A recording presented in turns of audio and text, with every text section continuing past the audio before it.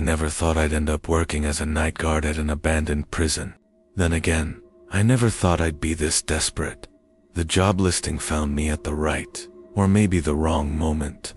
I had been out of steady work for almost a year. My savings were gone, my credit was burning, and every application I sent into the world came back silent. I was restless, broke, and running out of options. That's when I saw it. The ad didn't look like much. Overnight security staff needed, high pay, minimal qualifications required, must be comfortable working alone. No company name, no logo, just a phone number, and at the bottom, the words immediate start available. It almost looked like a scam, but something about the phrasing stuck with me. Minimal qualifications. I had done a little security work years ago, back when I was barely scraping by in college. That meant I technically counted, and the high pay they mentioned was more than I had made at any job in the last 5 years. I called the number the same night. The man who answered sounded rushed, like he was speaking from somewhere else entirely. His voice was calm, but clipped, as though he didn't want to say more than necessary. He asked for my name, my age, and whether I had ever worked nights before. When I said yes, there was a pause, then a low sigh, almost of relief. "You'll do," he said. "Report tomorrow at 8. Bring a jacket. It gets cold out there." That was it. No background check. No paperwork emailed over. Just a time, a place, and a brief set of instructions delivered in a monotone voice. Something about it unsettled me, but the thought of finally getting paid outweighed the unease. The next morning, an email arrived with a short address and a reminder to follow the posted signs. The subject line read, "Employment confirmed." The address wasn't near the city. It was almost 2 hours out, tucked in a forgotten stretch of farmland and woods. I'd never been in that area before. I typed it into my phone, and even the map seemed reluctant, spitting out vague back roads and dead ends before finally locking on to a single route. I spent the rest of the day pacing my apartment, staring at the cracked ceiling, telling myself it was just a job. But something in the back of my head wouldn't let go of the strangeness. Why was an abandoned prison even hiring guards? Who was paying so much for someone with no experience? And why did the man on the phone sound almost relieved that I said yes? By evening, I had packed a small bag, a flashlight, a thermos, my old steel-toe boots. I wasn't sure what the job really required, but something told me being prepared couldn't hurt. I left just as the sun began to sink behind the trees, casting long shadows across the road. The further I drove, the less I saw of other cars, or even houses. By the last half hour, it was only empty fields and darkened tree lines. When I finally saw the outline of the prison on the horizon, I felt my stomach tighten. The place looked like a massive, rotting shell of concrete and rusted metal, standing alone in the middle of nowhere. The fences were tall, though sagging in places, crowned with broken coils of barbed wire. The guard towers were dark, their windows reflecting the last light of dusk. It didn't look like a place that needed guarding. It looked like a place that should have been forgotten. Still, I gripped the wheel tighter, forcing myself forward. The pay was too good, and I had already come this far. Whatever waited for me inside, I told myself, couldn't be worse than the life I was leaving behind. The road leading to the prison narrowed to cracked pavement and gravel, and by the time I reached the gates, the sky had fallen into full darkness. My headlights cut across the fence, revealing signs so faded I could barely make out the lettering. State Correctional Facility was all that remained legible. The rest scoured away by weather and time. The main gate was unlocked. That detail alone bothered me. A place this big, supposedly requiring security, shouldn't have been left wide open. I hesitated, waiting for some guard to appear, but no one came. The air was still, and the only sound was my engine idling. I drove through slowly, tires crunching on broken asphalt, until I saw a single trailer parked off to the side near the administration building. Its door was lit by one buzzing floodlight. That was the only sign of life. I parked and stepped out.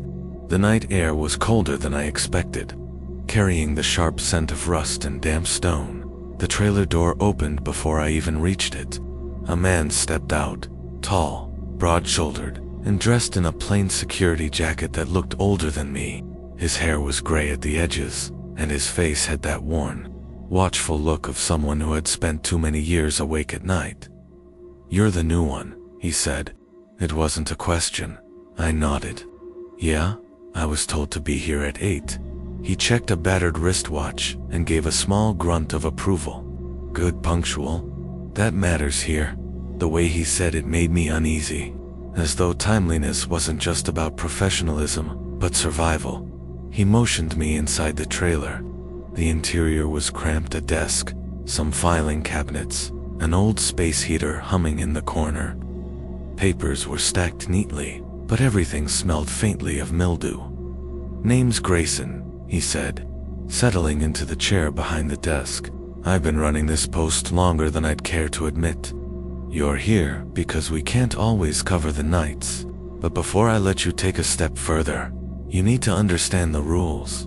He pulled open a drawer and slid a laminated sheet across the desk. The paper was creased and yellowing beneath the plastic, as though it had been copied countless times.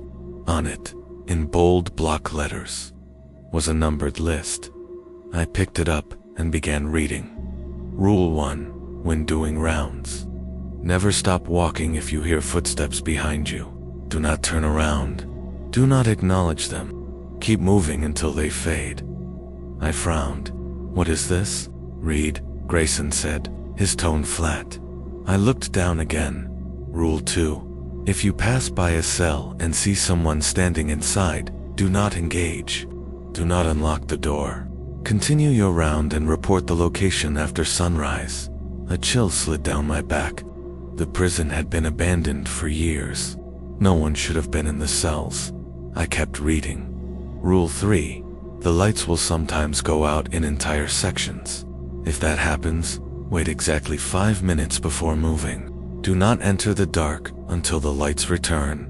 Rule 4. Between 3:12 and 3:18 a.m. Avoid looking at the security monitors. Cover them with the cloth provided in the office. Uncover only after the time passes. Rule 5.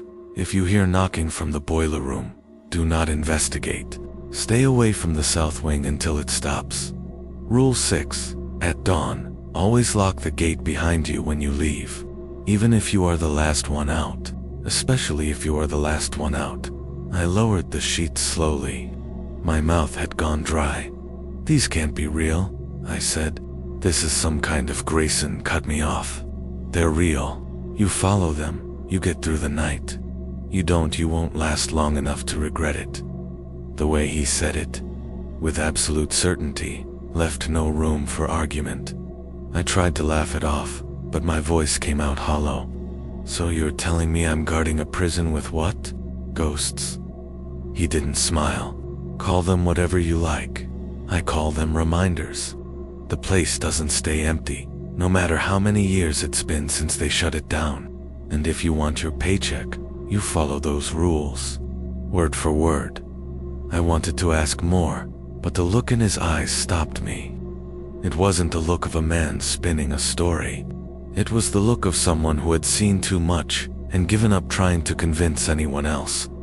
He pushed a ring of keys across the desk. "Your shift starts now. Do your rounds every hour. Stay sharp. And remember, don't test the rules. Not even once." I took the keys with a shaking hand. Outside, the prison loomed in the darkness, its windows like hollow eyes staring back at me. The thought of walking those empty halls made my stomach twist, but something in Grayson's expression told me hesitation would only make things worse. He stood in the doorway of the trailer as I started toward the administration building. "One more thing," he called after me. I turned, clutching the keys. "Don't trust the silence," he said. "It's never as empty as it sounds." The door closed, and I was left alone with the towering shadow of the prison and the list of rules clutched in my hand. The prison swallowed me the moment I stepped inside. The air was colder, damp with the smell of rust and stone that had been left to rot. My flashlight beam cut through long corridors lined with empty cells, their bars casting shadows that looked like grasping hands. I walked slowly, the laminated sheet of rules folded in my pocket, as though keeping it close might protect me. Every creak of the floor echoed far too loud. Every distant drip of water sounded deliberate, almost like someone was mimicking the rhythm of footsteps. I reminded myself of Grayson's warning, don't trust the silence. The first hour passed uneventfully. I made a loop around the administration wing, checked the outer doors, and returned to the office. The security monitors flickered, showing grainy footage of empty hallways. At least, they looked empty. Sometimes, if I stared too long, I swore I saw movement in the corner of a frame, like a shadow darting just out of sight. I told myself I was imagining it. The second round began after midnight. I followed the central corridor this time, passing the rows of cells. Most were rusted shut, doors hanging crooked on their hinges. My footsteps echoed in a steady rhythm, and I focused on that sound to keep calm. That's when I heard it. Another set of footsteps. They started faint, behind me, matching my pace. When I slowed, they slowed. When I stopped, they stopped. Every instinct screamed at me to turn around, to shine the light back, and prove it was empty. My hand even twitched toward it. But then I remembered Rule 1. Never stop walking if you hear footsteps behind you. Do not turn around. Do not acknowledge them. I forced my legs to move, heart pounding, telling myself it was just echoes, just sound bouncing off the stone. The footsteps grew louder, closer. I quickened my pace, trying to stay calm, but my breath betrayed me, coming faster, harsher. Whoever, or whatever was behind me, seemed to enjoy my panic, because the steps fell harder, sharper, almost playful in how they mimicked mine. I wanted to run, but some instinct told me that running would be worse. So I walked, fast, steady, never looking back. It felt like miles before the sound began to fade. The steps grew softer, distant, until finally they vanished altogether. I stopped in front of the final cell block, chest tight, sweat prickling down my back despite the cold. I had followed the rule. I had done what Grayson said. That should have been the end of it, but I broke. I turned. The corridor behind me was empty, my flashlight beam stretching across cracked concrete and rusted bars. Nothing there. No one. I almost laughed in relief, until I lowered the light and saw the prints. A trail of wet, bare footprints dotted the floor behind me, each one glistening as though freshly made. They stopped only a few feet away, the last one pointing directly toward me. My stomach dropped. I spun forward again, forcing myself to keep walking, faster this time, trying to ignore the burning in my chest. When I reached the corner, I swore I heard something. Not footsteps, not an echo, but a low exhale, like someone letting out a breath they'd been holding. I didn't look back again by the time I returned to the office. My hands were trembling so badly I could barely unlock the door. The monitors glowed faintly in the dark, but I couldn't bring myself to look at them. I sank into the chair, heart still racing, staring at the rule sheet on the desk. I had broken it, even if I hadn't seen anything in the hallway. The footprints proved something had been there, something that wanted me to look, and the fact that I had meant it knew. I was willing to break the rules. I sat there in the humming silence of the office, trying not to imagine what else might be waiting for me to slip again. My first round was supposed to be simple. Walk the halls, check the doors, make sure nothing moved in a place long abandoned. But simplicity is a fragile thing. It didn't last. I carried only my flashlight, the keys Grayson had handed me, and that creased sheet of rules folded tight in my jacket pocket. The weight of those words pressed against me with every step. The cell blocks stretched out in two long wings, each lined with row after row of cages. My light swept across peeling paint and rusted bars. Some doors hung open, yawning black. Others remained shut, though their locks were orange with corrosion. The silence was almost unbearable. My boots echoed in steady rhythm, bouncing off the stone and iron until the sound seemed to follow me like a second set of steps. At first, I thought that's all it was, an echo. But then, halfway down the east wing, I noticed it. The echo didn't just follow, it lagged, a half beat behind my own. When I stopped, it didn't. The sound of footsteps carried on. 1, 2, 3. They froze only after I held my breath in the dark. Every hair on my body stood on end. I knew the rule. Rule 1. When doing rounds, never stop walking if you hear footsteps behind you. Do not turn around. Do not acknowledge them. Keep moving until they fade. And yet, instinct screamed at me to shine my light back, to prove I wasn't alone in that hallway. I forced myself to move again, each step deliberate, almost mechanical. The footsteps followed, soft, bare, not boots like mine, but skin slapping faintly against the cold floor. I clenched my jaw, heat rising in my chest even as the air around me grew colder. The sound drew closer with every step. It was all I could do not to run. My light shook in my hand as I passed the final row of cells. Out of the corner of my eye, I swore I saw movement, something pale just behind the bars. But when I turned my head, it was gone. The footsteps stopped. I froze.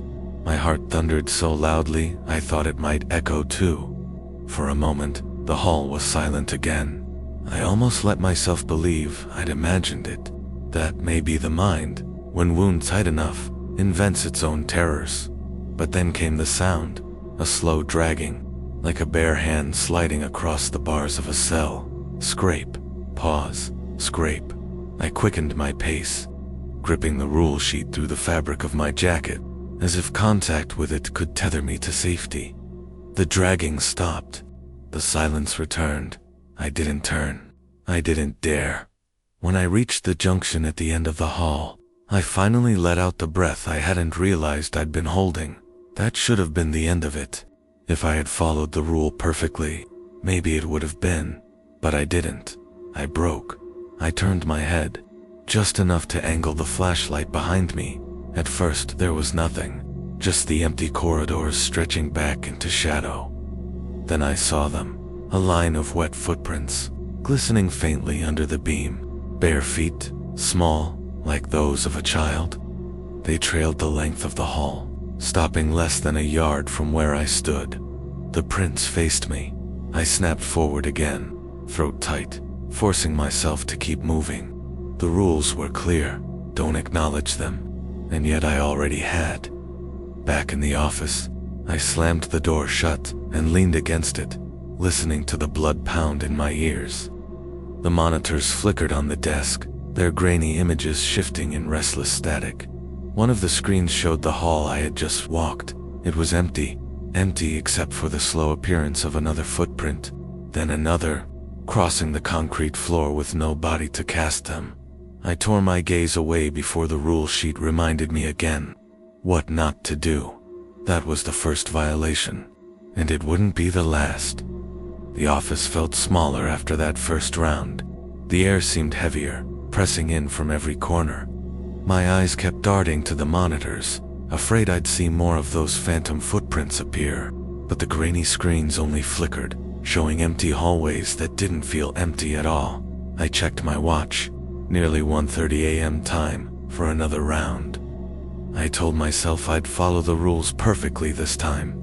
No hesitation, just walk, observe, and keep moving. The north wing stretched into silence, my flashlight sweeping across cracked tiles and rusting pipes. I forced myself to count each step, to anchor my mind against the creeping dread that coiled in every shadow. That's when I reached the row of intact cells. Most of them stood open, their doors sagging uselessly. But one cell 32 was shut tight. My light passed over it, and I froze. Someone was inside. At first I thought it was a trick of the light. but as the beam steadied, I saw it clearly. A figure standing near the back of the cell, perfectly still. The rule sheet burned in my memory. Rule 2. If you pass by a cell and see someone standing inside, do not engage. Do not unlock the door. Continue your round and report the location after sunrise. I wanted to look closer, to see who or what it was, but I kept walking, pulse hammering in my throat. Still, I couldn't help but notice details. The figure was tall, gaunt, with hands too long to be natural. Its face was lost in shadow, but I felt its eyes tracking me as I passed. Every instinct screamed to run, but the rules were clear. Keep moving. I forced myself down the corridor, past the other cells, until I reached the junction. Only then did I let my breath out in a shaky rush, but the unease followed me. On the return loop, I dreaded passing cell 32 again. When I finally approached, I slowed, unable to help myself. The figure was still there, but this time, it was closer to the bars. Its face pressed against the iron, pale skin stretched tight, lips curled in a wide grin that didn't reach the eyes. The eyes were wrong. Too dark, too deep. I walked faster, heart pounding. Behind me came a sound, soft at first, then louder, knocking, steady, deliberate. 1, 2, 3. The figure was rapping its knuckles against the bars, keeping pace with my steps. I nearly looked back, nearly stopped, but the rule screamed inside my head, do not engage, so I kept going, even as the knocking grew harder, echoing through the block. By the time I turned the final corner, the sound stopped. When I returned to the office, my hands were trembling so violently I had to fumble with the keys to get the door open. I slammed it shut, leaning against the desk, staring at the sheet of rules as if it might explain what I had just seen. But it didn't explain anything. It only confirmed the truth. The rules weren't warnings for nothing. They were survival instructions. I sat there for several minutes, listening to the hum of the heater, trying to steady my breathing. The silence seemed heavier than before, as though the entire building was waiting for me to slip again. On the monitors, cell 32 glowed faintly in static. The figure stood motionless, pressed against the bars, still grinning. Then, for just a second, the feed flickered, and when it returned, the cell looked empty. I told myself I wouldn't check in person. I wouldn't break another rule. But the thought gnawed at me. If the cell was empty now, where had it gone? The hours between 2 and 3 dragged like chains. Every minute felt stretched, distorted, the silence pressing down until I could almost hear my own pulse echoing against the walls. I'd stayed in the office longer than I should have. The rules said to make rounds. But after what I'd seen, what I'd almost broken again, my courage had shriveled into something brittle instead. I let my eyes wander across the cluttered space. Papers stacked haphazardly on the shelves, old binders leaning at odd angles, dust coating everything like a thin, gray skin. That's when I noticed the drawer. It was the bottom one on Grayson's desk, the only one with a small brass lock. The lock hung open, not broken, simply unlatched, as though someone had used it recently and forgotten to close it. I hesitated, then pulled it open. Inside were files, dozens of them, maybe more, each stamped with the facility's insignia and dates ranging from the late 70s to the early 90s. Curiosity outweighed fear. I pulled out the first folder and flipped it open. The words were clinical, written in the flat, detached language of bureaucracy, but the details clawed at me. Reports of inmates disappearing from their cells during the night, guards found unresponsive during routine patrols, eyes wide, bodies untouched, as though something had drained them of life without leaving a mark. Strange noises reported, footsteps, voices, knocking in patterns that couldn't be explained. Each file ended the same way, unresolved. Another folder described an incident in 1986 when an entire block had to be sealed. The guard who filed the report claimed the prisoners there had begun acting in unison. They stood for hours at their doors, staring silently at the watchmen as they passed. When questioned, none would speak, not even to each other. 3 days later, every inmate in that block was found dead.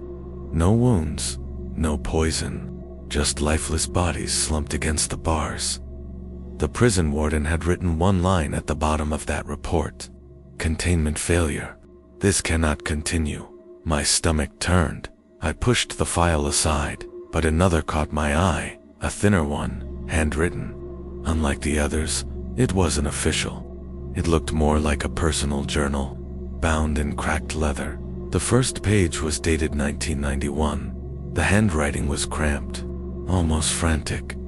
"To whoever replaces me, the rules are not suggestions. They are barriers. They keep us safe, and more importantly, they keep them in line." I learned this too late. My hands shook as I turned the page. Rule 1 exists because they test us. They want acknowledgement. If you look, if you turn, you let them know you're willing. They'll follow you after that, closer each time. I hear them even when I try to sleep, always behind me. Rule 2, they don't belong in the cells, but they like to appear there. Maybe it's mockery, maybe memory, but if you open that door, you invite them out, and once they're out, they don't go back. The journal went on, describing each rule in ways more chilling than Grayson's dry explanations ever had. The lights, the monitors, the knocking in the boiler room. Each warning tied not to superstition, but to patterns observed through years of fear. Guards who slipped even once didn't last long enough to tell the rest. I flipped to the final entry. The handwriting was jagged, words sprawling across the page like they'd been carved in desperation. The dawn rule is the most important. If the gate isn't locked, they leave. They walk out with the day. And if that happens, the prison won't be the only place that needs guarding. The last page was smeared, as if a hand had dragged across wet ink. No signature. No explanation of what happened to the writer.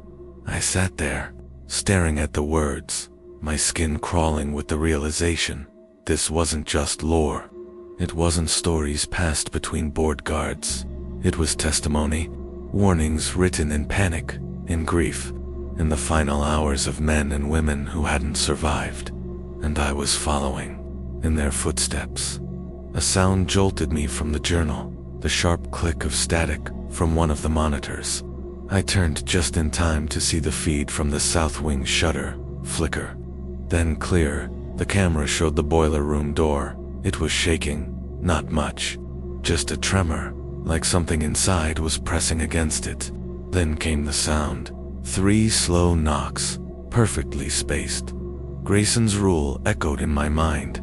If you hear knocking from the boiler room, do not investigate. Stay away from the south wing until it stops. The knocks repeated, louder this time. I wanted to look away, to cover the monitor like Rule 4 had described, but my body betrayed me. I leaned closer, breath fogging the screen. The door shook harder. Dust drifted from the frame. The knocks quickened, like fists pounding to be let out. Then, without warning, it stopped.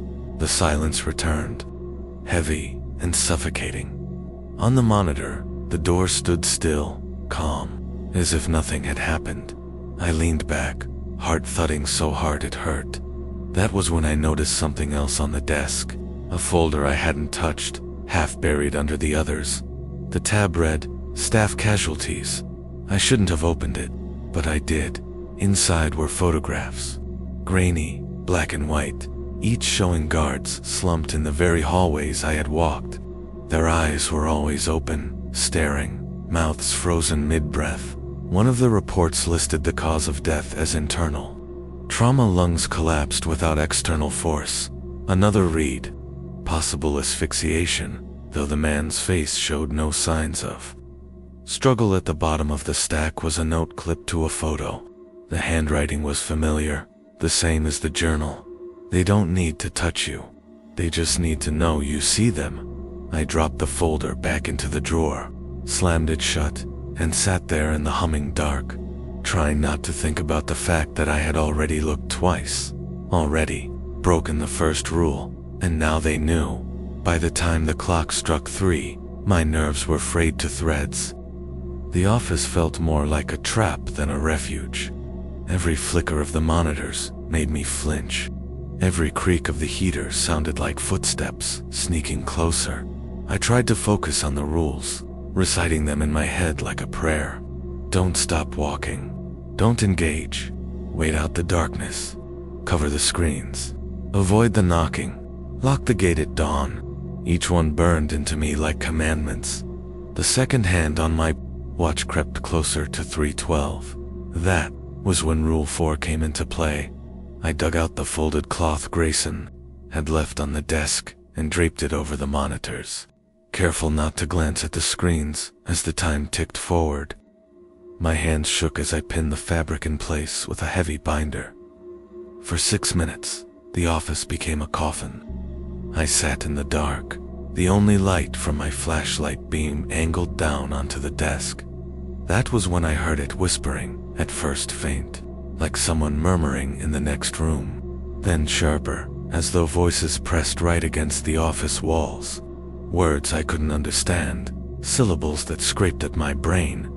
I pressed my hands to my ears, but the sound sank through, vibrating inside my skull. The whispers circled me. I swore I felt breath at my neck, cold and damp, as if unseen mouths were leaning close to speak. Seconds stretched into eternities. My watch ticked louder than the voices, each movement of the second hand an anchored dot. When it finally passed 3:18, the whispers ceased, just gone. The silence afterward was worse. I uncovered the monitors slowly, dreading what I might see. Most feeds showed the same empty halls, but one, the north wing, was filled with static, not flickering, not broken, just solid, seething static, almost pulsing like a heartbeat. I leaned closer, squinting. Then the static cleared. Something was standing at the far end of the hall. At first I thought it was another trick of the camera, some distortion. But no, it was there, tall, skeletal, draped in what looked like rotting prison cloth. Its head was tilted unnaturally, as though the neck had been bent and never set right. Even through the grainy feed, I felt its eyes, black pits boring into me through the screen. The figure began to move, not walking, jerking forward in violent bursts, like frames missing from a reel of film. Each time it shifted, it was closer. I tore my gaze away, heart hammering. The rule sheet screamed in my head, "Don't look. Don't engage." I shut off the monitor, plunging the office into shadow. That was when the knocking started, not from the boiler room this time, from the office door. 3 heavy thuds rattled the thin wood, each one reverberating through my chest. I stumbled back, flashlight shaking in my grip, eyes fixed on the handle as it jiggled once, then stilled. Silence. Dot. Silence. I waited, breath ragged, praying it was over. Then, from the hallway beyond, came the sound of footsteps, slow, heavy, deliberate. They paced back and forth outside the office, dragging something along the floor that screeched against the tile. I clutched the flashlight tighter, trying to steady my hands. My mind screamed at me not to open the door, not to even touch it. But then the footsteps stopped, right outside. The handle turned once, twice. Testing the rules hadn't said anything about this. I backed into the far corner of the office, every nerve screaming, when suddenly, the lights cut out. The entire prison plunged into darkness. I froze. I remembered Rule 3. The lights will sometimes go out in entire sections. If that happens, wait exactly 5 minutes before moving. Do not enter the dark until the lights return. My watch glowed faintly. 3:26. I forced myself to count the seconds.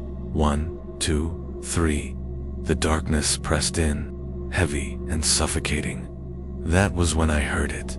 Breathing, not mine. Deeper, wet, like lungs full of water. It came from inside the office. I clamped my hand over my mouth, fighting the instinct to scream. The breathing grew louder, ragged, as though circling the room. I felt the weight of it pass in front of me, though my eyes saw only black.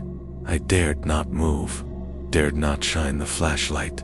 The seconds dragged, stretching into eternity. My chest ached from holding still. Finally, at 3:31, the lights flickered back on. The office was empty. But the door was open. The keys Grayson had given me lay on the floor, as though something had passed through and knocked them aside. I grabbed them, slammed the door shut, and locked it, though the act felt pointless. Whatever had entered hadn't needed keys. I collapsed into the chair, trembling, staring at the rules again, the ink blurring through my tears. It wasn't just about obedience anymore. It was about endurance. Each hour wasn't survival, it was attrition. They were wearing me down, waiting for the moment I broke for good. And the truth was, I didn't know how many more rules I could follow. When the lights returned and I convinced myself the office was empty, the first thought that struck me was Grayson. He had given me the rules, yes, but the files, the journal, those things, suggested he knew far more than he let on. And suddenly, I wasn't sure if he'd prepared me or set me up. I needed answers. I left the office cautiously, flashlight trembling in my grip. The corridors were silent again, though I no longer trusted silence. I forced myself down the short path to the trailer where I'd first met him. The door was shut, no light inside. I knocked. Grayson. No answer. I knocked again, harder this time. The door creaked open under my hand, revealing a darkness broken only by the faint glow of the space heater's coil. The trailer was empty. The chair behind the desk was overturned, papers scattered across the floor. One of the filing cabinets stood open, drawers ransacked, as though someone had left in a hurry or been forced out. On the desk lay another copy of the laminated rule sheet. Only this one had something scribbled across the bottom in messy handwriting. There, listening, I felt a cold weight sink into my stomach. I called out again, louder. Grayson. Still, nothing. My flashlight beam fell across the far corner, where a second door led to a tiny back room. It stood ajar. I pushed it open, heart pounding. The cot inside was unmade. The walls were covered in taped-up pages, hand-drawn maps of the prison, notes scrawled in thick black ink. Some were rules I already knew. Others looked like revisions. One note read, "Don't believe the paychecks will ever come." Another, "They don't just haunt, they recruit." My throat went dry. Had Grayson known this would happen to me? Had he lured me here as the next replacement, just as someone had once lured him? The heater buzzed loudly, and I spun toward the sound, just in time to hear the faint creak of the trailer door closing behind me. I rushed out, but the night was empty. The prison loomed, silent and waiting. No sign of him. I should have run then. Should have gotten in my car, driven until dawn, and never looked back. But the gate still waited, and the last rule echoed in my mind. Always lock it at dawn, especially if you are the last one out. Which meant if Grayson was gone, that responsibility was mine.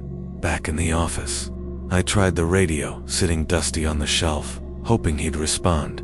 Static, no voice, no instructions. The monitors showed only their endless loops of dim corridors, but something felt different now.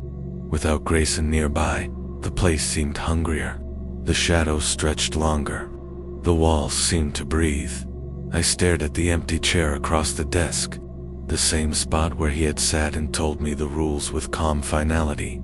And for the first time, I wondered if the rules were protecting me or protecting something else. What if they weren't barriers to keep me safe, but rituals to keep the prison fed? What if every guard who obeyed was just playing their part in keeping whatever haunted this place satisfied? Night after night, decade after decade. And what if Grayson hadn't left at all? What if he had been taken? The heater hummed louder, rattling against the wall. I swore I heard his voice in the static, faint, whispering my name. I slammed it off, heart pounding, and sat in the silence that followed.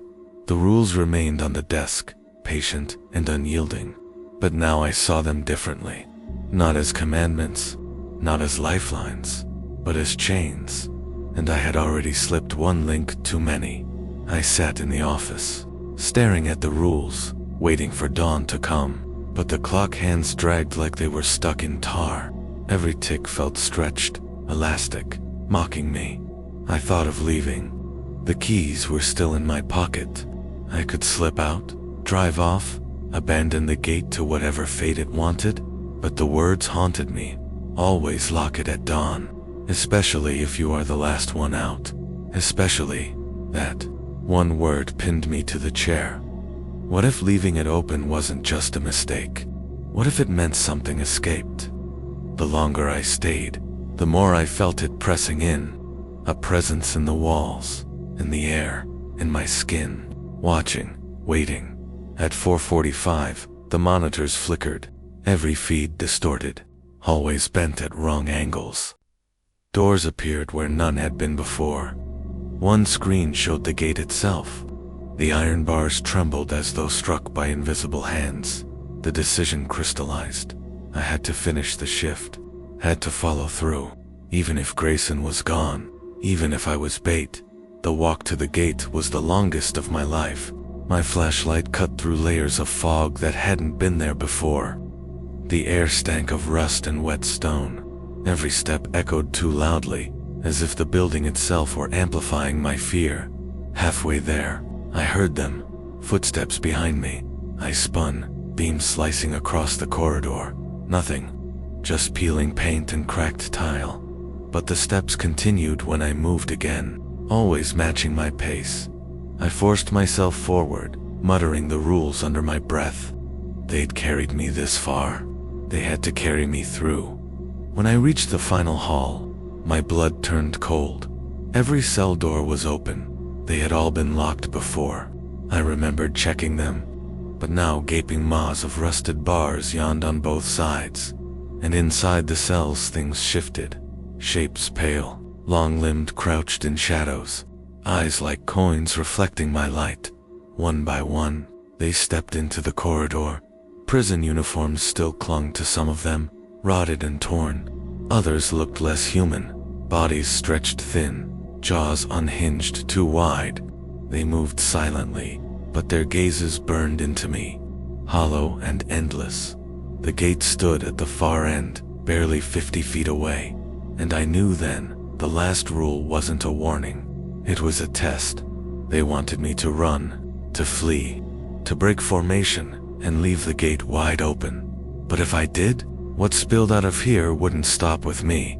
So I ran, not away, not sideways, straight down the hall, straight at the gate. Even as they closed in, the creatures moved with impossible speed, jerking forward in bursts, the same way I'd seen on the monitors. Every flick of my eyes showed them closer, closer, closer. I didn't dare stop, didn't dare blink too long. The keyring rattled in my hand. My fingers shook so badly I nearly dropped it. At the gate, the metal loomed massive, rust groaning as though resisting my touch. The first creature lunged. I shoved the key into the lock, twisting with everything I had. The gate clanged shut just as a hand, long, pale, veined like marble, slammed against the bars inches from my face. The others pressed behind it, dozens of them, eyes burning in the fog, teeth snapping through gaps in the iron. They didn't scream, they didn't growl, they smiled. One by one, their mouths curled into grotesque grins, as though I had done exactly what they wanted. And in that moment, locking the gate no longer felt like victory. It felt like sealing something in with me. The creatures pressed against the bars, their faces pale and eager in the dim light. I staggered back, heart pounding, waiting for them to retreat, to vanish, to dissolve like the shadows they were supposed to be. But they didn't. They only stood there, watching, smiling. Slowly, their forms began to blur, fading into the fog beyond the gate, until only their eyes remained. dozens of glowing pinpricks in the dark, and then those, too, winked out. The silence that followed was unbearable. I leaned against the cold wall, shaking, clutching the keys so tightly they cut into my palm. It was over. Had to be. The first light of dawn leaked through the high windows, gray and thin, spreading across the floor like spilled milk. The weight in the air lifted just enough that I could breathe again. I had survived, somehow. I walked back to the office in a daze, every step numb. The monitors were calm now, each feed showing nothing but dust and empty corridors. The boiler hummed steady. The rules lay on the desk, waiting. I sank into the chair and stared at them, my eyes tracing the familiar lines, the words that had been drilled into my bones. That was when I noticed something new, a seventh rule. It hadn't been there before. I would have sworn it, but there it was, scrawled at the bottom in the same printed font as the rest. Rule 7. Pass the rules on to your replacement. Always make sure there is a next guard.